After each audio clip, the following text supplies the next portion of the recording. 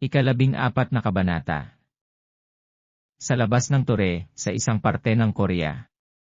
Nagkita ang ilang miyembro ng Phoenix Guild para mag-usap at isa dito ay si Kim Dong-sik. Tumunog ang cellphone ni Kim Dong-sik. Tiningnan niya ito. Isang mensahe galing sa kanyang anak na babae na nagsasabing, ang epekto daw ng kamatis ay mabisa. Ikinainggit daw ito ng kanyang mga kaibigan at nais niyang bumili pa ang kanyang ama ng dagdag pang mga kamatis. Biglang napaluha sa kaligayahan si Kim Dong-sik. Nagtanong ang kasamahan niya kung anong nangyari. Sagot ni Kim Dong-sik ay, araw-araw na lang na naiinis ang kanyang anak dahil sa pagdidyeta. Pero ngayon ay nasa mabuting kalooban ito at sinabihan si Kim Dong-sik ng kanyang anak na mahal siya nito. Noong nakaraan ay 20 lang ang binili niyang kamatis para makabili din ang kanyang mga kasamahan. Kung nalaman lang sana niya na lubos itong magugustuhan ng kanyang anak. Di sana ay binili na niya ang lahat na kamatis. Nagtaka ang isa niyang kasamahan dahil napansin nito na nalululong daw ang mga babae sa kanilang pagdidyeta.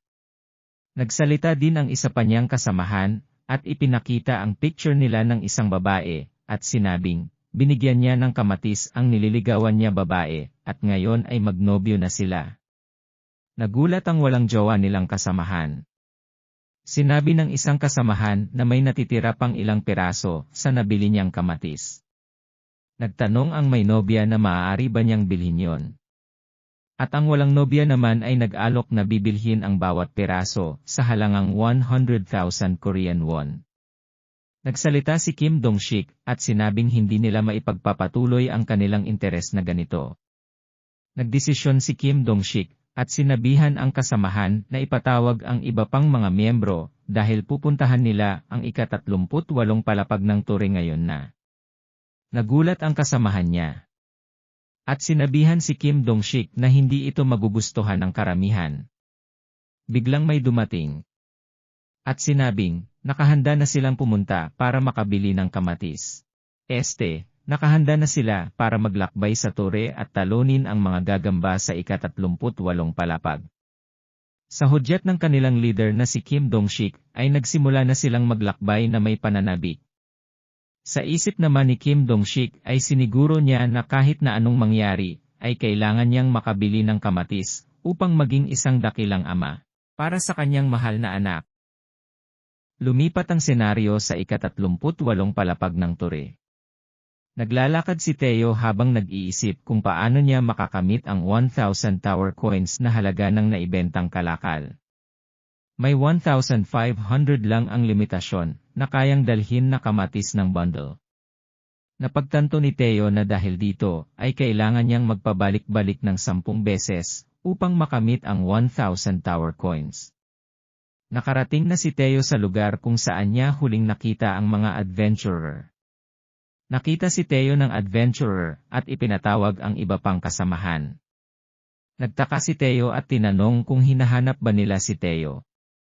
Sagot naman ng adventurer na hindi kasi nila alam kung kailan babalik si Teo para magbenta ulit kaya 3 araw na silang nag-aabang sa pagbalik nito. Namangha si Teo dahil nag-abala pa ang mga adventurer na maghintay ng ilang araw makabili lang ng kamatis. Dahil dito ay ginantimpalaan niya ang pagsisikap ng mga adventurer. Kaya itataas ni Teo ang presyo ng kamatis. Nagulat ang adventurer.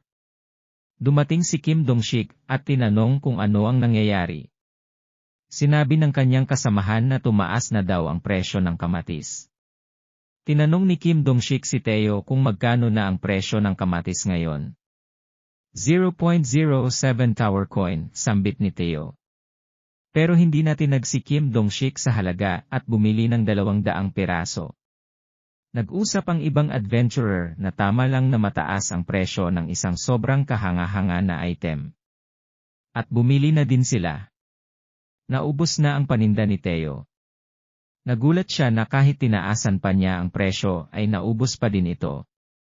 Tinanong siya ni Kim Dong-sik kung kailan siya ulit na makakabalik. Sumagot si Teo na babalik siya sa loob ng 10 araw.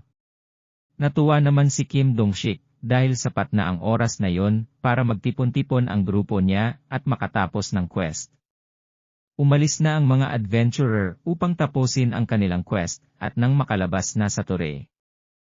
Ngumisi si Theo dahil naisip niyang mapapaaga ang pagkamit niya sa 1,000 tower coins na halaga ng naibentang kalakal. Nang biglang may tumawag sa kanya. Mawalang galang na po, Ginoong Pusa. Sambit ng babae na adventurer. Sabi naman ng isa pang adventurer na di ba magkahawig sila. Nagtaka naman si Theo at sinabihan ang babae na hindi Ginoong Pusa ang pangalan niya kundi Theo. Humingi ng paumanhin ang babae at nagpakilala na Soha ang pangalan niya. Nagtanong si Theo kung anong ibig nilang sabihin na may kahawig siya. Sagot naman ni Soha na kamukha ni Theo ang pusa na alam niya. Sinabi ni Theo na nagkakamali lang sila dahil siya lang daw ang pinakagwapong pusa sa balat ng lupa. Tumalikod si Theo at nang aalis na sana siya ay inalok siya ni Soha ng churro, isang uri ng pagkain para sa mga alagang hayop. Tinanong ni Soha si Theo kung gusto ba niya na kumain ng churro. Humarap si Theo at buong pagmamalaki na sinabing hindi siya kumakain ng ibang pagkain maliban sa inihaw na isda. Pero nabuksan na ni Soha ang churro at dahan-dahang idinuldol sa bunganga ni Theo. Nang matikman ni Theo ay kanya itong inagaw at dinilaan. Dahil sa sarap ay hindi niya namalayan na ubos na pala ang bitbit niyang churro. Nagtanong si Theo kung may iba pa ba si Soha. Ipinakita ni Soha ang mga churro na may iba't ibang lasa. Sinabi ni Soha na bibigyan niya ng churro si Theo kapag pumayag ito na magpa-picture. Sabi naman ni Theo na ayos lang sa kanya na magpa-picture basta't ibigay ni Soha ang lahat na churro. Pumayag naman si Soha at kinunan ng picture si Theo. Pagkatapos na magpa-picture ay ibinigay na ni Soha ang mga churro at masayang umalis si Theo. Hindi makapaniwala ang mga kasamahan ni Soha na nagdala ito ng pagkain ng hayop sa loob ng ture. Natuwa naman sila na nakitang maligaya si Soha. Nagtanong ang isang kasamahan niya kung babalik pa ba siya para makita si Theo sa susunod. Tumango naman si Soha. Lumipat ang senaryo sa loob ng kuweba at makikitang sinasanay ni Sejun ang itim na kuneho sa paglangoy. Hindi makakapasok ang mga piranha dahil hinarangan ni Sejun ang butas na dinadaanan ng mga ito. Ngunit gayunpaman ay panaka-naka itong sinusuri ni Sejun para makasiguro na walang piranha ang makapasok. Ginawa ito ni Sejun sa kadahilanang muntikan nang mamatay ang itim na kuneho noong tumalon ito sa maliit na lawa, dahil nakaramdam ito ng sobrang saya matapos itong mag-level up sa kauna-unahang pagkakataon. Nagulat si Sejun noong mga oras na yon dahil akala niya nakakainin ng mga piranha ang itim na kuneho. Umahon na muna si Sejun sa maliit na lawa dahil gusto niyang kumain ng matamis.